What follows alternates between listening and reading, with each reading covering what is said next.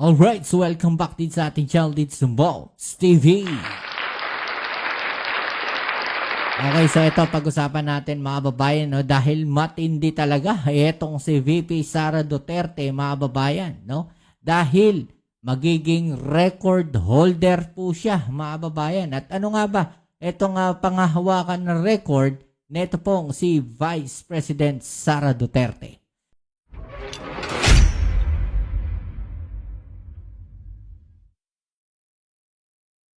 So yan ang ating alamin ngayon at pag-uusapan. Pero syempre, bago ang lahat, please don't forget to subscribe, like, share, at comment dyan sa comment section.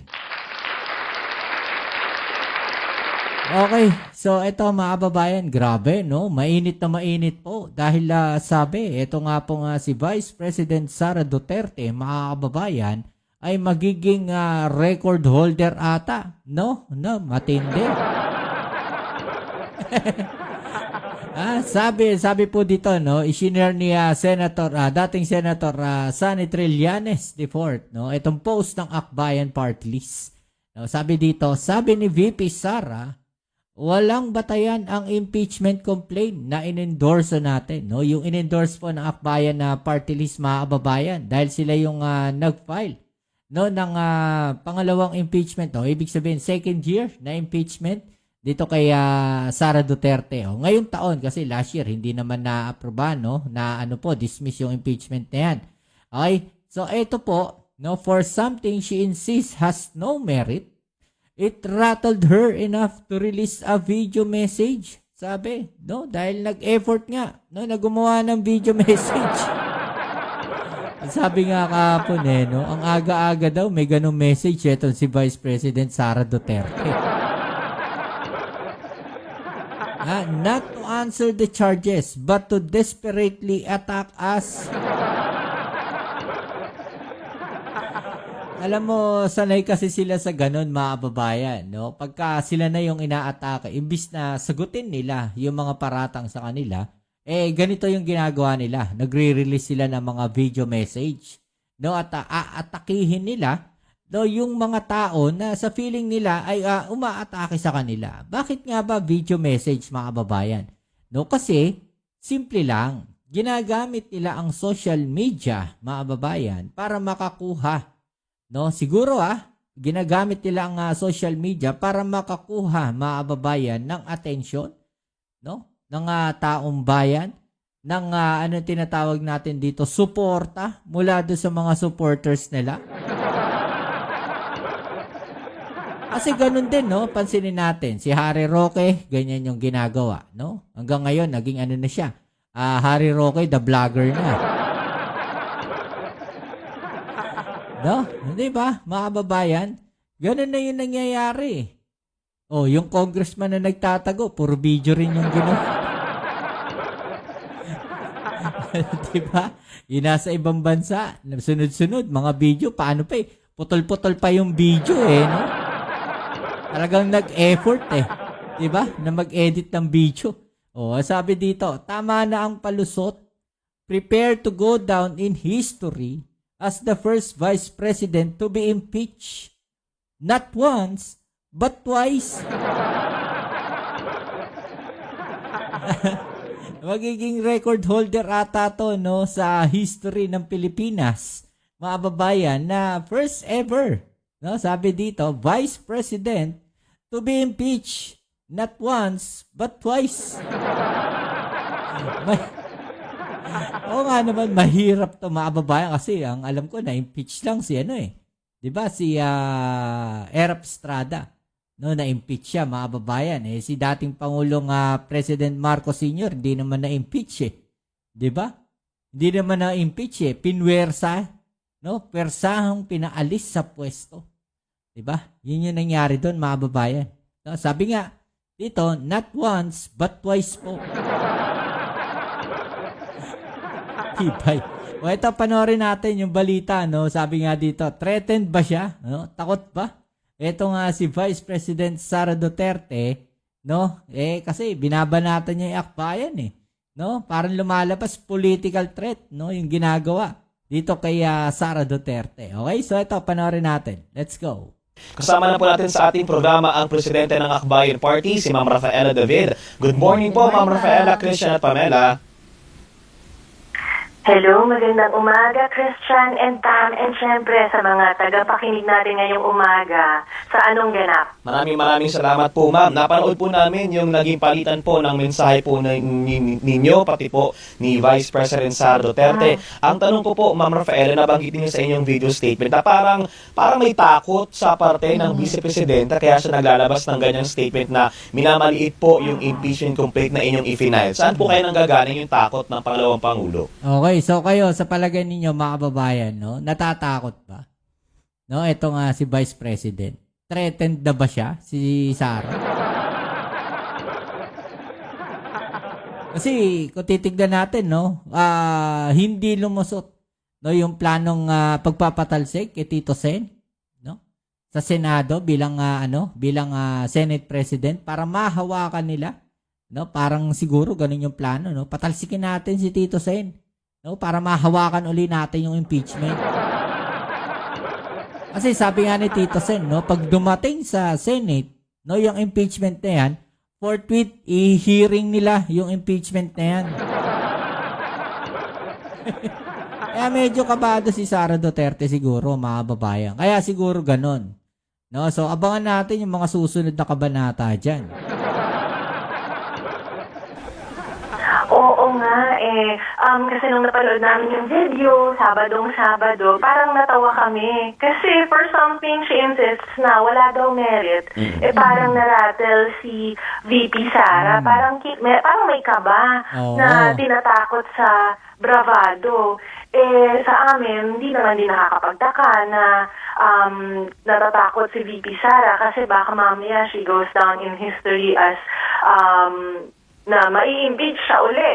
Ngayong another time around, at mukhang mas nagiging totoo na kasi itong nakaraang linggo ay in-elevate na yung aming complaint sa Office of the Speaker. So hopefully ay tuloy-tuloy na ito at sana tuloy na sa impeachment at sana ay matuloy na rin yung trial kasi alam natin na udlot iyon the first time around and this time sana manaig na ang katotohanan, manaig na ang pananagutan. Opo, ang sinabi rin po ni VP Sara doon sa kanyang video statement ay may bahid ng politika yung inyo pong impeachment complaint at hindi po niya maiwasang i-connecta doon sa di umano'y political plans moving forward ni Senator Risa Hontiveros. Actually, ito matagal na nilang lagi, no, yung politika lang 'yan, no, politika lang 'yan. Pero pag sila, mga kababayan, na nagbabato ng alegasyon sa ating Pangulo, walang politika lang 'yan, no, para sa kanila. Hindi politika 'yan. Katotohanan 'yan. Pero pag sila ay naatake, ang sigaw nila, politika lang 'yan. Hindi sinasabi nga natin, no, hindi nasasagot yung totoong issue. No, bakit? Kasi ganun yung ginagawa nila. No, imbis na sagutin nila yung totoong issue, mga babayan, ang ginagawa nila is diversionary tactics. No? Hindi nila sasagutin yung issue. Ang gagawin nila, aatakihin nila, no, yung nagbabato sa kanila ng mga issue. Aatakihin nila yon at hindi lang yon, no, lahat ng sasagot, lahat ng maikisabay, aatakihin din nila yan, mga babayan. No, imagine ninyo, nalanahimik si Senator Risa Hontiveros, 'di ba? Kahit pa sabihin natin konektado siya, no, sa Akbayan Party List o sa Akbayan, 'di ba? Iko-konekta nila 'yan kay Risa Hontiveros dahil sa tingin nila threat si Risa Hontiveros sa pagtakbo ni Sara Duterte sa 2028. So i-reverse nila 'yan. Ang gagawin nila, gagamitin nila 'yon, no, na armas panlaban doon sa impeachment ni Sara Duterte. Para ano? No, para yun yung isipin ng mga tao. Para yun yung isipin nila na, kaya ini-impeach si Sara kasi tatakbo si Risa Hontiveros bilang president, no, sa pagkapangulo sa 2028. 'Di ba? Nakita nyo yung mga strategy. Nakita ninyo yung ginagawa nila. No, ganun yung palalabasin. No, para yung tao iisipin nila, politika lang yan. Nasagot ba yung issue ng impeachment? Hindi. 'Di ba? Kasi nilihis na nila yung usapin.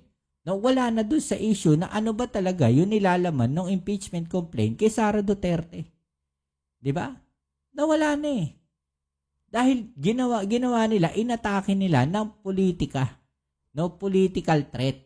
'Di ba? Ganun yung ginawa nilang atake. O, tuloy natin. Naku, ibabalik ko po yung tanong sa kanya. Ilang taon pa bago mag-2028 election? Exactly. Pero parang siya na mismo ang pumili kung sino ba yung banta sa kanya. At nakikita niya siguro na sa magandang trabaho na ginagawa ni Senator Risa ay nakikita niya siya as one of the biggest threats sa kanyang political career. So, parang si Sara na Mamaya, biglang magulat kayo, no? Si Senator Risa Hontiveros, ang iniisip ninyong threat. Biglang may lalabas pala na malakas din, no? Na nakakalaban dito kay Sara Duterte. Malay ninyo, no? Biglang magbago isip, biglang tumakbo sa 2028. Oh. Kakabahan ngayon itong mga DDS na to. Bakit? Kasi, no? Hindi naman lingid sa atin, mga babayan, na kahit sinabi ni Lenny, no, na ayaw niyang tumakbo, no, na pagkapangulo, last year ganun din. Last minute, bigla siya nag-file, no, ng candidacy for president. 'Di ba? Actually, kung nag-vice president si Lenny Robredo, baka nanalo pa yan eh. No, mahahati ang boto kasi, no, ni Sara Duterte. Pero yung pangulo, hindi mahahati. Si Lenny Robredo, 'di ba? Posibleng manalo. 'Di ba, mga babayan? Posibleng ganun ang mangyari kung nag-vice president siya. mismo ang nagsasabi na second ba siya? At kung tutuusin, Sara just told us something important. Nakita niya kung sino yung pwedeng mag-consolidate ng mga forces na ayaw ng klase ng politika na sinisimbolize ng mga Duterte. Opo. Sa tingin niyo, ma'am, saan nanggagaling yung sinasabi ng Vice Presidente na walang basihan yung mga reklamo laban sa kanya? Kaugnay nga po sa confidential funds, yung mga questionable names sila, Mary Grace Piatos. Ang tagal na rin po itong inimbestigahan sa lower house at glaring yung mga evidence na ipinresent doon sa mga pagdinig to a point na may mga filing na rin ng cases against her sa ombudsman. Yes. That's right. And we're hopeful na this impeachment complaint na it's not just a legal proceeding but as a political statement ay maipakita natin na yung ganung klaseng mga politiko na alam naman natin nag-focus at meron naman tayong ebidensya na we're excited to show the public and also yung ating mga kongresista ay maipakita din na walang lugar ang public service dun sa ganong klaseng pang-abuso, sa ganong klaseng pangbubudol sa taong bayan. Pero ma'am, ano din pong basa nyo? Kasi sabi nga po ni Christian kanina, matagal na period na itong diniscuss sa lower house. Pero hanggang ngayon, wala pa rin pong naipoprovide na paliwanag like sino ba talaga itong si Mary Grace Piatos and yung mga unexplained wealth and confidential funds. Exactly. At may dagdag pa dyan, lumabas yung affidavit ni Daniel Madriaga na nagsasabi na inutusan daw siya na mag-deliver ng milyones ng piso na galing daw dun sa confidential funds. Kaya nga napakahalagang malaman na natin saan talaga ba nila ginamit yung confidential funds na yan, sino ba talaga si Mary Grace Piatos, kasi ang tagal nang naghihintay ng taong bayan. Hanggang ngayon ay hindi pa rin humaharap si Bibi Sara. So, once and for all, harapin niya na kasi yung mga charges, hindi yung gagawa siya ng video on a Saturday morning. Exactly. So are you hoping, ma'am, na within this year or within this impeachment complaint ay makapag-provide na sila ng explanation or hindi na rin po kayo umaasa? Aba, dapat lang. Kasi over a year nang delayed yung trial ni Bibi Sara. Sila ay, alam naman natin, ang dami nilang delaying tactics at nagtago pa doon sa issue ng technicality doon sa unang impeachment complaint natin. Kaya sana naman ay handa na silang iharap at ipakita sino ba talaga si Mary Grace Piatos. Although their camp is saying na hindi daw yun kasama sa strategy nila. Hindi naman yun tungkol sa strategy nila. Tungkol yun sa hinihingi ng batas at hinihingi ng pananagutan. And hopefully the hearings that will proceed after once the Committee on Justice takes on our complaint ay maipakita na kung sino ba talaga si Mary Grace Piatos and friends at saan ba talaga napunta yung millions of confidential and intelligence funds. Mary Grace Piatos and friends daw, mga kabayan.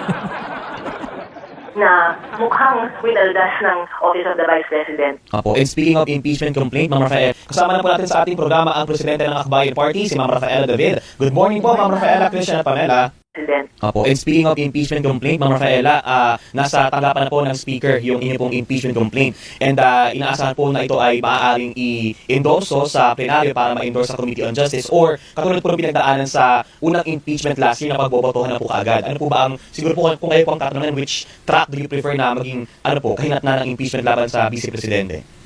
Para sa amin, napakahalagang marinig ng Committee on Justice yung impeachment complaint na inaing namin at gayon din kung ano man yung nakikita ng ating mga kongresista na expedient na paraan na yung hustisya hinihingi natin ay makuha ay sana malating nila. So kung ano man yung track, kasi may several modes yan either yung citizens complainants or if halimbawa man yung katulad last time, yung mga kongresista natin ay nagbasa through 1/3 ng endorsement ng nilang version of an impeachment complaint, ay hintayin natin yung ating mga kongresista kung ano yung sa tingin nilang mas expedient. Pero what we're seeing right now is most likely yung Committee on Justice will hear our complaint and will hopefully hear the evidence as well, and hopefully yung complaint na aming ihinain yung magiging articles of impeachment na i-endorse ng 1/3 ng House to the Senate. So yun yung aming prayer, no, na hopefully this complaint serves as a strong basis ng magiging articles of impeachment na tatanggapin ng Kongreso. Sa tingin po ba ninyo makaka-apekto yung nangyari doon sa impeachment complaint naman laban kay Pangulong Marcos dito po sa magiging pagtalakay sa impeachment laban kay Vice President? Kasi di ba ang declaration po ng House Justice Committee ay insufficient in substance yung impeachment laban kay Pangulong Marcos, and para at that level parang may certain level of evidence na hinihingi agad doon yung committee, kaya parang hindi kaya nag-fail yung dalawang impeachment complaint laban kay Pangulong Marcos. This time po sa impeachment ni VP Sara, are we confident enough na at least sa level ngayon makakalusot po yung ating reklamo? Very confident, lalo na this is also something that we've been preparing for because we filed it, we endorsed the first impeachment complaint. So actually, take two na nga ito kasi naudlot yung unang impeachment. Correct. And we're quite confident kasi we've improved the complaint further, and we're confident na ito ay papasa sa sufficiency in form and sufficiency in substance. In fact, our complaint is around 855 pages.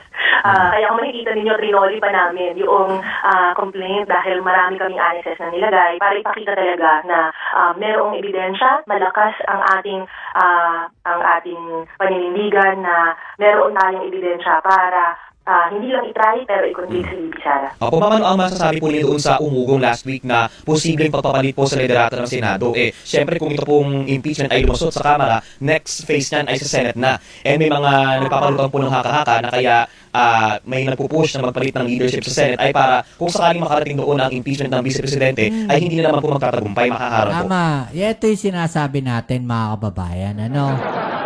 Na parang ganun lumalabas. Sabi nga nung iba di ba? Ibang analyst, ibang mga vloggers sa agaya natin. Sabi nga nila, na baka ganun yung plano. Kaya gusto nga palitan si Senate President Tito Soto, para maharang kaagad yung impeachment sa Senate. Kaso hindi nga nagtagumpay. Anong gagawin natin? Alam niyo po, Sir Christian, this is yet another sign na parang kinakabahan ata ang Duterte camp. Na talagang tuloy-tuloy na itong impeachment. So, gagawa na lang nilang ng paraan sa iba't ibang levels na naharangan yung katotohanan at pananagutan at itong impeachment complaint natin. So, kung if there's anything we're reading dun sa subok na pag-shake up ng Senate leadership, and it's how telling yung takot na pilit na tinatago ng kampo ni VP Sara. Ma'am Rafaela, maraming salamat. Okay, so yan mga babayan. Dito makikita natin na talagang magkaiba ng sagot itong Vice President tsaka yung Pangulo natin. Sabi ng Pangulo natin nung siya ay pinailan ng impeachment, sabi nga na sige, haharapin yung impeachment, sasagutin yung impeachment complaint na yan. Taliwas dito sa mga ginagawa ng kampo ni Sara Duterte. Ang ginagawa nila parang tama yung sabi ni Ma'am Rafaela na at all costs, at all level, kailangan maharangan yung impeachment. Huwag umabot hanggang Senado. Di ba? Parang ganun yung ginagawa nila. At all out all out strategy para magiba yung kredibilidad ng impeachment. Bakit kaya? Bakit ganun? Okay, so yan yung tanong ng taong bayan. Okay, comment sa ibaba yung mga opinion na atin yung pag-usapan. Alright? So yan muli, maraming salamat sa lahat ng mga patuloy na suporta dito sa ating channel. Kita-kits tayo sa ating next video. Ito muli ang inyong Kuya Mobs, it's Mobs TV. Peace. I'm out.